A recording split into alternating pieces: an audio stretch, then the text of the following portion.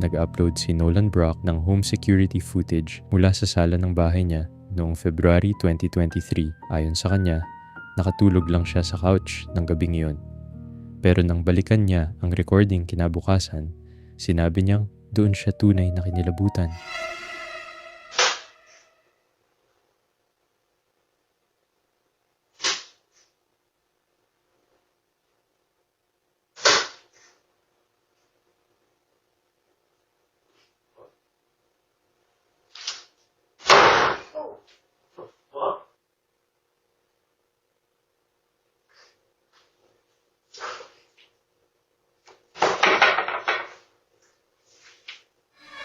Sandaling nagising si Nolan, tumingin sa paligid, pero wala naman siyang napansing kakaiba, kaya bumalik ulit siya sa pagtulog. Bigla na lang bumagsak ng malakas ang isa sa mga pinto, pero sa paraan ng paggalaw at pagsara ng pinto, marami pa rin ang nagsasabing may kakaiba talaga sa video. Ikaw, ano sa tingin mo? Isa lang ba itong aksidente o may ibang presensya sa loob ng bahay nung gabing yon? Bandang alas 7 ng gabi, noong March 25, 2026, may video na ibinahagi sa UFO subreddit ni Reddit user na Iron Baboon. Kinunan ito sa Doha, Qatar habang may malakas na thunderstorm.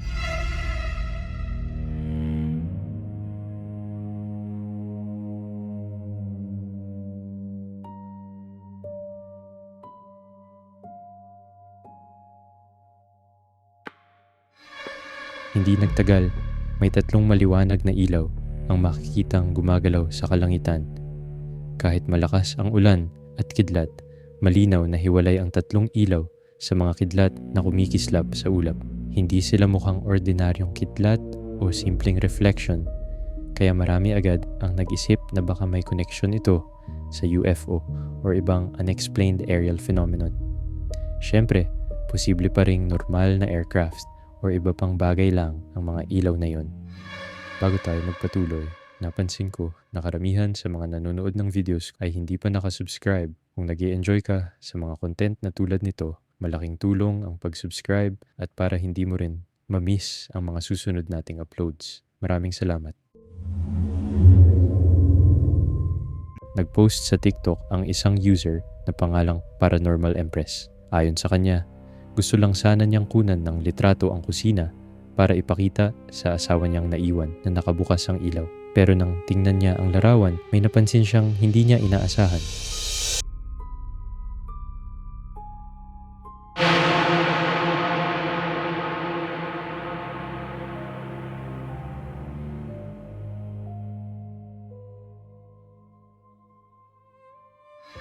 Sa litrato, may makikitang hugis ng isang tao na tila nakatayo sa loob ng silid.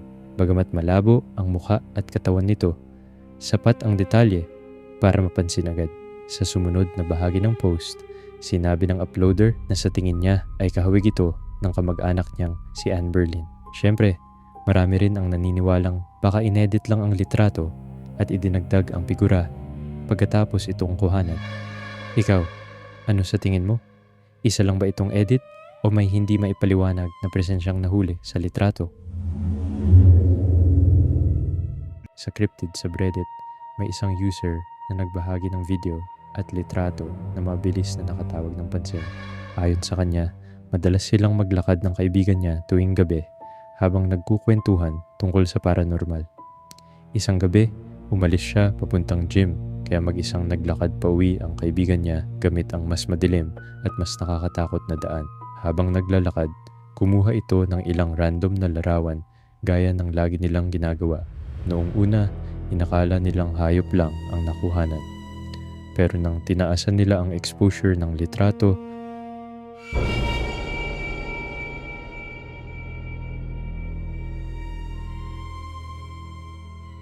iginiit ng uploader na walang inedit sa larawan maliban sa pagtaas ng exposure. Kapag tiningnan ang larawan, may makikitang hugis na tila may nakatayong nilalang sa malayo.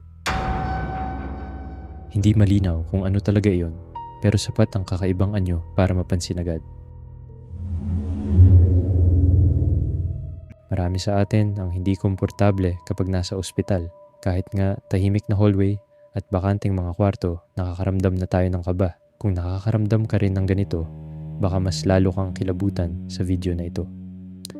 Na-post ito sa Paranormal Encounter subreddit ng user na si NoTower5558 at ipinapakita ang ika-4 na palapag ng isang ospital. Ayon sa uploader, habang umiikot ang mga security guard sa kanilang routine, may kakaibang nangyari. You need to come to 369 because we're experiencing a ghost. Big time. Literally.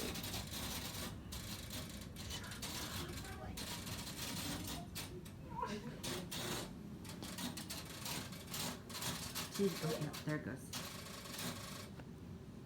Seriously, come look at this.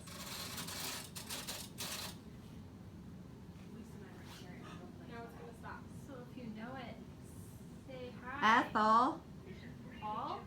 Ethel, what's wrong with you tonight? What? What's wrong, Ethel?